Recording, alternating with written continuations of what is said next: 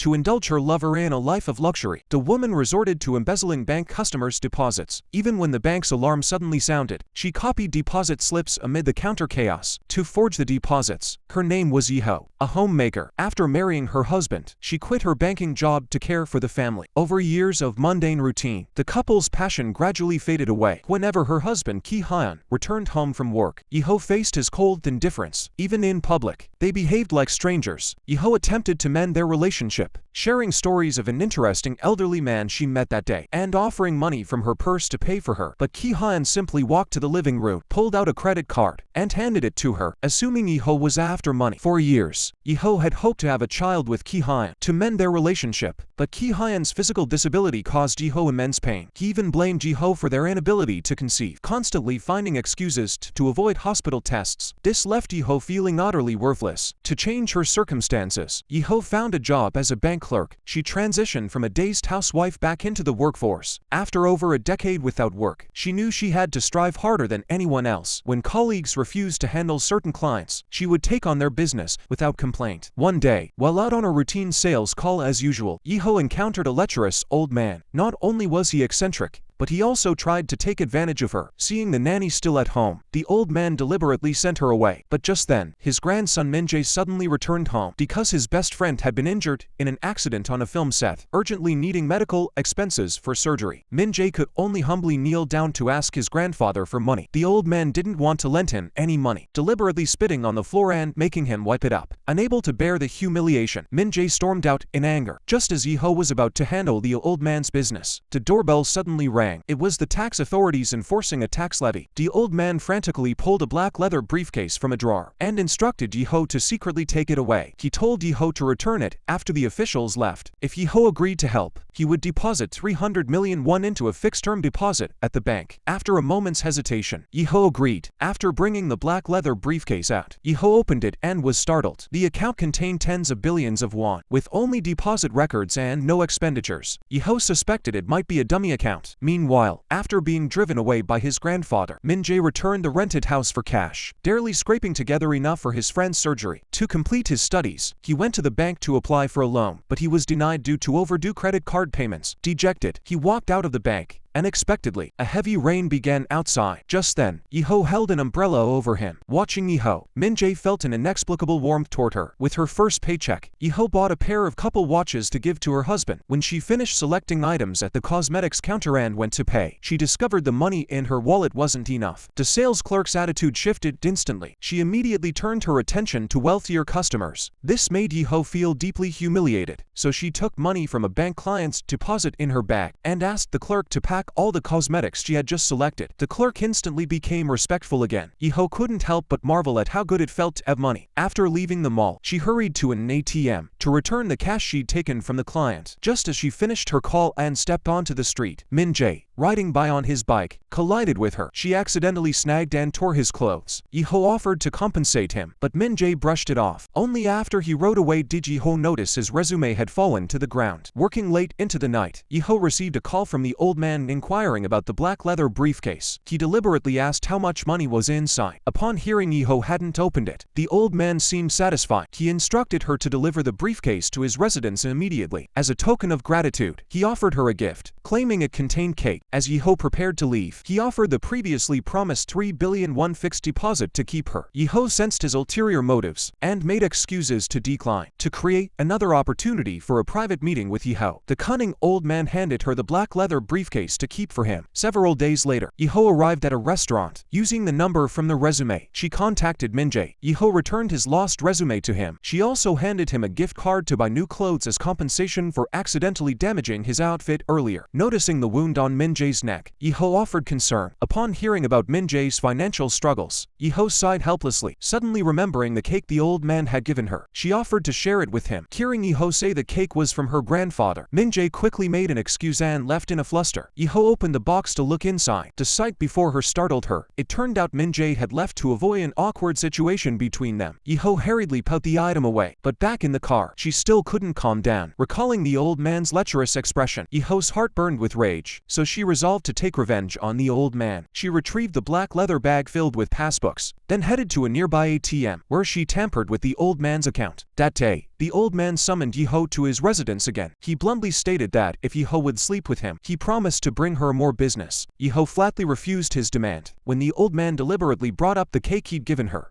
Yi-ho angrily retorted that she'd already given it to his grandson. The old man, feeling humiliated, berated her harshly. It turned out that day, seeking revenge, Yi-ho had secretly withdrawn 5 million won from his account and given it to Minjay. Yi-ho went to the restaurant where Minjay worked part-time to meet him, but she hesitated, unsure how to hand him the money. During dinner, Yi-ho carefully filleted the fish for Minjay. Having felt neglected for so long, Minjay developed a peculiar urge toward Yi-ho. After the meal, Minjay took Yi-ho to retrieve the umbrella he had borrowed earlier. Yi-ho accidentally turned on the tape recorder left outside. The sound of Minjay's mother playing the piano filled the air. Suddenly, these melodies had become her final legacy to Minjay. As the beautiful music played, Yi-ho gazed up at the sky. Her monotonous life made her feel inexplicably lost. Minjay shared stories of his childhood with her. She never imagined the boy before her had endured such a tragic fate. A desire to care for him stirred within Yi-ho. After returning home, Yi-ho reminisced about her time with Minjay. She sat by the window all night. Her thoughts were abruptly interrupted by her husband opening the door. Yi-ho hurriedly tied on an apron, pretending to have made soup for him. Yet Ki-han remained as cold and distant as ever. Yi-ho stepped into the bathroom to think for a moment and resolved to offer Minjay the affection her husband denied her. Minjay awoke to find a band-aid on his neck. Later, he discovered a box in the bag containing a stack of cash. Minjay went to the bank to find Yi-ho, but waited a long time without seeing her. Just as he stepped out, pondering how to return the money, he spotted Yi-ho approaching from a distance. Minjay pulled her aside but didn't mention returning the money directly. Instead, he asked her to help film a video. The 5 million won in the box was her payment. Yi-ho pretended not to know what was inside and quickly excused herself, citing work commitments. The old man called again, asking Yi-ho to return the black leather bag. He even volunteered that the passbooks inside were all borrowed name accounts. But upon seeing Yi-ho's calm expression, the old man instantly realized she had already opened it. He offered to give Yi-ho a monthly sum from these accounts, partly to cover up his illegal activities, partly to gain access to her beauty. Yi-ho insisted she hadn't opened the briefcase at all. Seeing the old man's ulterior motives, Yi-ho tried to flee, but just as she dashed outside, she saw Minjay about to return the box to her grandfather. Yi-ho quickly stopped Minjay. She didn't want the old man to discover the contents of the box had been switched. That evening, Yi-ho invited her husband to dinner. Afterward, she presented the couple's watches she had selected. Ki-han, however, dismissed them with disdain. He hurriedly finished his meal without regard for his image. Yi-ho assumed the dinner had pleased her husband, but Ki-han mocked the restaurant's low standards. Disappointed, Yi-ho stepped outside to wait for her husband. She expected him to join her for a walk, but when Ki-han emerged, he saw light rain had started. He told Yi-ho to take a taxi home alone. Meanwhile, Minjay, clutching his new camera, sought shelter from the rain. The poor student snapped photos indiscriminately, flipping through his shots. He suddenly spotted Yi-ho walking alone on the street. He asked for directions and sprinted toward her. After the rain stopped, Yi-ho walked alone. Just then, a car horn blared, allowing both to spot each other. Yi-ho walked ahead without hesitation. Minjay followed her but accidentally bumped into a passerby. Turning back, Yi-ho had vanished. Finally, they met again at the intersection. Minjay pulled out a ticket to his graduation exhibition and handed it to her, hoping Yi-ho would be there. The next day, Yi-ho woke abruptly from a dream. She hastily tore the ticket in her hand to shreds. She refused to be drawn into this illicit affair. Yi-ho contacted her friend Sun-young to go shopping together. They also met the assistant Sun-young had brought along. Because the assistant had to leave suddenly for other matters, she nearly forgot the prepared exhibition tickets. She casually invited Yi-ho to attend as well. That evening, Yi-ho overheard her husband discussing a baby stroller on the phone. She hurriedly pushed open the room decorated for their child. As expected, her husband had given away all the baby items to curry favor with his boss. For 10 years, Yi-ho had been taking ovulation injections to conceive. She confronted her husband, demanding why he hadn't consulted her, but Ki-han remained indifferent. This suffocating life weighed heavily on Yi-ho. The next day, Ki-han was leaving for a business trip abroad. Yi-ho occupied herself with cleaning. As she shook out her apron, a card fluttered up in the breeze. She rushed outside to retrieve it. To her surprise, it was the invitation from Minjay's school. Yi-ho wrestled with her emotions for a moment. Once again, she tore it to shreds. As the moon gradually rose in the night sky, Yi-ho could no longer bear the loneliness and hurriedly grabbed her bag to leave. By the time she arrived, the entire performance venue was deserted. Yi-ho felt profoundly disappointed. Perhaps this had been a mistake all along. Just as she was about to leave, she noticed a bouquet of flowers on her car. A note attached expressed gratitude. She picked up the flowers and saw an arrow pointing on the car. She followed the arrow's direction direction. Minjay was already waiting there. He pulled Yiho toward a corner, gently slipping off her wedding ring with his tongue. Faced with Minjay's kiss, Yiho's mind was in turmoil. Panicked, she fled. Just then, Sun Young witnessed the scene from afar. After the two left, she found Yiho's ring on the ground. Yiho wanted to escape all this, yet couldn't bear to miss any chance to understand Minjay. At noon, she received a text from Minjay. After hesitating, she decided to go to the agreed location. Yiho's heart was filled with complex emotions. She both wanted to avoid Minjay and longed to understand her inner world. Minjay pulled Yiho into the train compartment. They looked just like a couple in love. During her time with Minjay, Yiho received a gift from him. It symbolized his wish for her to freely choose the life she desired. Minjay told Yiho his father now lived in a nursing home, and he supported himself by writing scripts. He also inadvertently revealed his debt to loan sharks. Yiho was stunned by this news. Once again, her heart was torn by conflict and struggle. She wanted to help Minjay, but didn't know how. The next day, Yiho visited her client, Aunt Wu. She brought the 30 million won deposit she had withdrawn. At first, Aunt Wu seemed perfectly normal, but soon, she began talking to herself, appearing mentally unstable. As Yiho was leaving, Aunt Wu called her back, insisting on depositing the withdrawn money back into the bank. Watching Aunt Wu's confused behavior, Yiho felt a pang of guilt. Back at the bank, she frantically considered confessing to embezzling client funds. At that critical moment, Minjay called her. Seeing her colleague also make mistakes in reconciling amounts at work, Yiho began to feel lost. After a day of internal struggle, Yiho resolved to return the 30 million won to Aunt Wu. But just as she prepared to knock on the door, Minjay's grandfather appeared.